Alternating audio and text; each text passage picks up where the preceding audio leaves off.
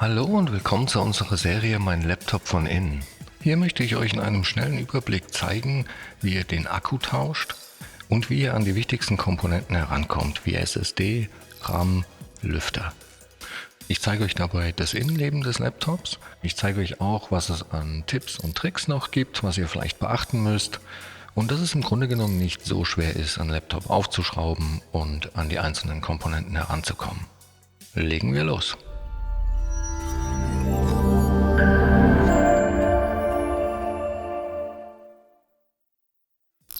So, wir haben hier ein Lenovo aus der V-Serie und zwar ein V17G2 ITL. Und ich zeige euch auch gleich, wo genau ihr die Modellnummer finden könnt.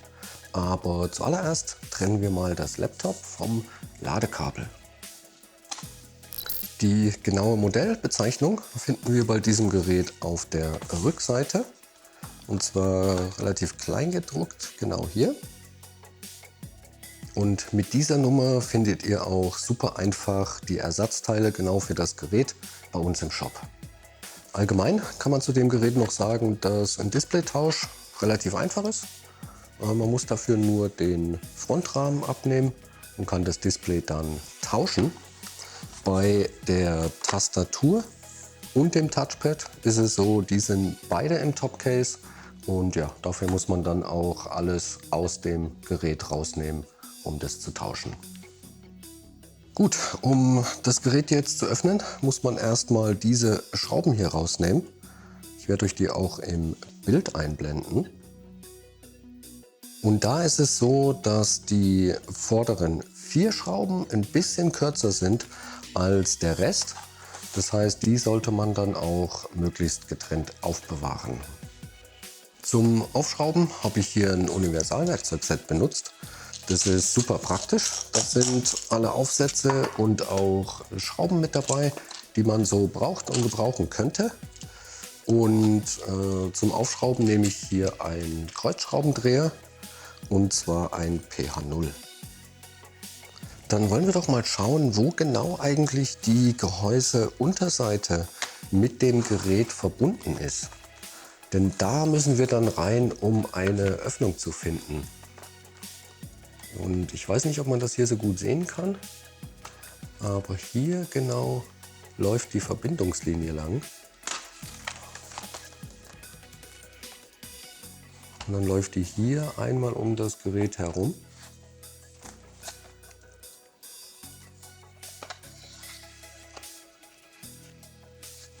Und ich denke auch in dem Fall, dass es geschickt ist, auf der Rückseite anzufangen.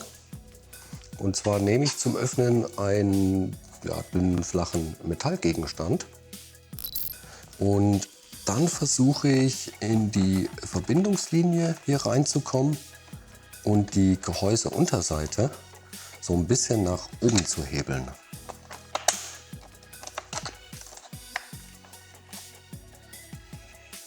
Da hört man auch gleich, wie laut das Ganze knackt und knirscht. Das ist aber normal. Also da braucht man keine Angst haben, was kaputt zu machen. Das ist, wenn die Einraststellen aus dem Gehäuse springen oder wenn die Verbindung sich löst. Das ist also ganz normal. Und dann kann man sich einmal um das Gerät herumarbeiten.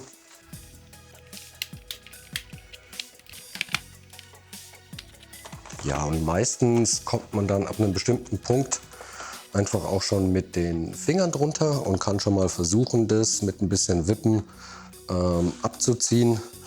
Wenn das nicht geht, dann einfach noch ein bisschen mehr öffnen. Und jetzt zum Beispiel genau kommt einem die Unterseite dann schon entgegen. Ich zeige euch die jetzt auch mal von innen. Und ja, so sieht dann das Gerät von innen aus. Gut, bevor wir jetzt irgendetwas weiteres machen, trennen wir auf jeden Fall erst einmal den Akku vom Mainboard, damit das Gerät auch wirklich keinen Strom mehr hat. Und das hier ist der Akku und hier sieht man das Kabel und den Stecker zum Mainboard. Den Stecker kann man einfach seitlich rausziehen und man kann den entweder am Kabelbund fassen Oder der hat auch hier so eine kleine Ausbuchtung. Da kann man rein und den rausziehen. Und auch sollte der mal besonders fest sitzen, kann man auch hier eben gegen diese Ausbuchtung sich eine kleine Hilfe nehmen und den dann so einfach rausziehen. Gut, was können wir hier noch sehen?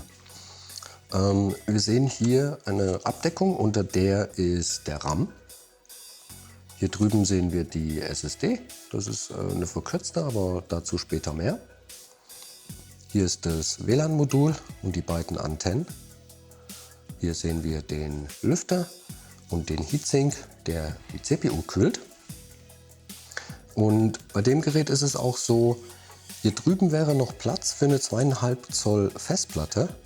In dem Fall müsste man quasi einen verkürzten Akku hier einbauen und ein Gehäuse und Adapter dazu kaufen. Aber dann kann man theoretisch auch eine 2,5 Zoll hier einbauen, die dann hier drüben über einen Kippschalter am Mainboard befestigt werden würde.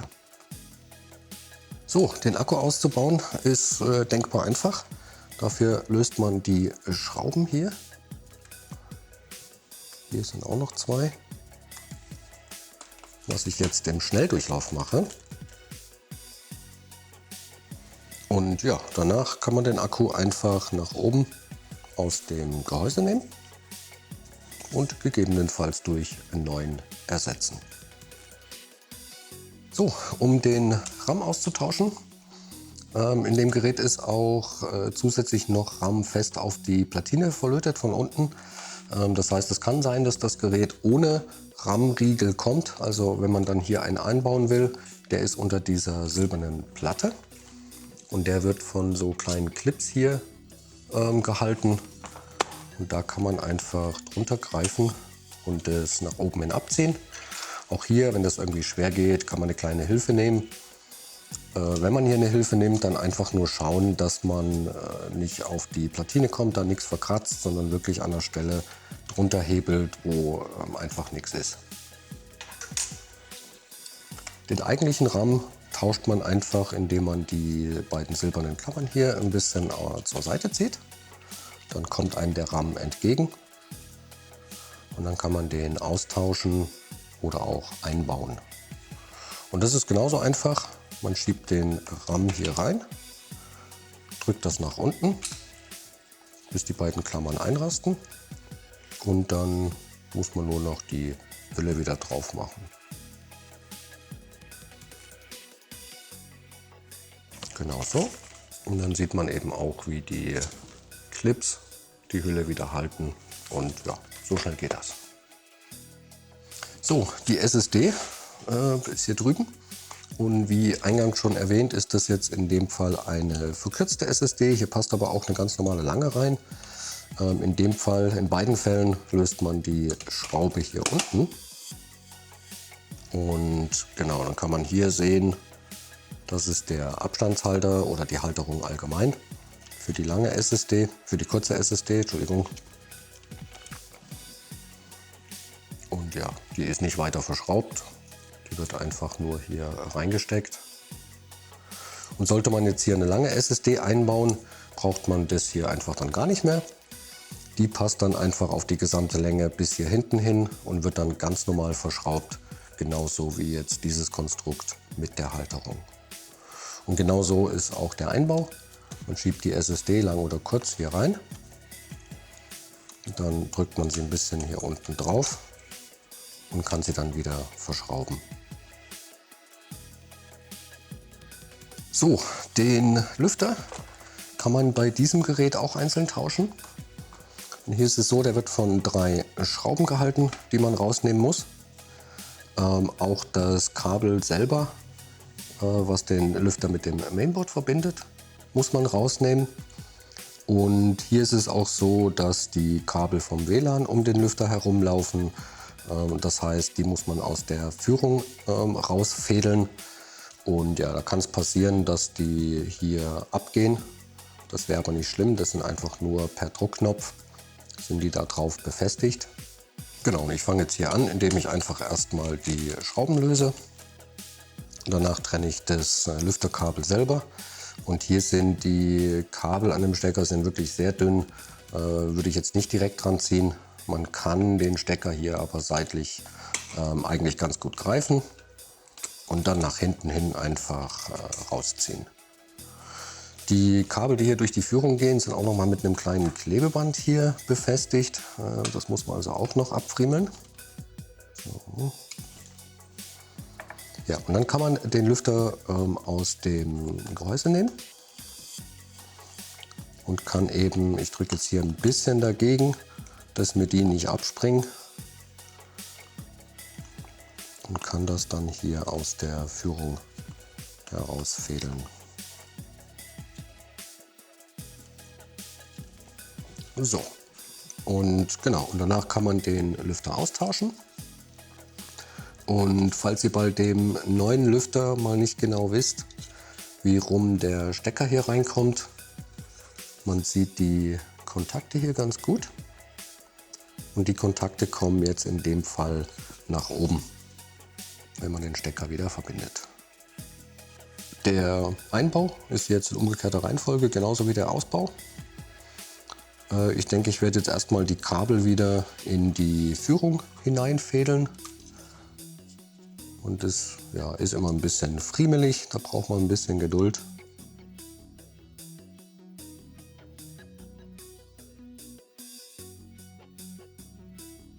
Und da haben wir gleich gesehen, beide sind mir jetzt hier abgesprungen. Man kann hier auch ein Klebeband zum Beispiel drüber machen, dass einem das nicht passiert. Aber wie gesagt, das ist auch gar nicht so schlimm. Ich zeige euch gleich, wie man das dann wieder befestigt. So, und dann legen wir den Lüfter wieder in seine Position. Und zwar einfach auf die Gewinde hier drauf. Und da sieht man schon, dass das sehr gut hält. Dann ziehe ich die Kabel hier noch ein bisschen straff, dass man hier auch wieder Platz hat. Dann noch das Lüfterkabel selber wieder in den Stecker. Da einfach nur schauen, dass der wirklich richtig drin sitzt, dass der Lüfter danach auch wieder richtig arbeitet. Sieht man aber hier ganz gut. Und genau, ich verschraube jetzt erstmal den Lüfter, dass der mir nicht wieder entgegenkommt.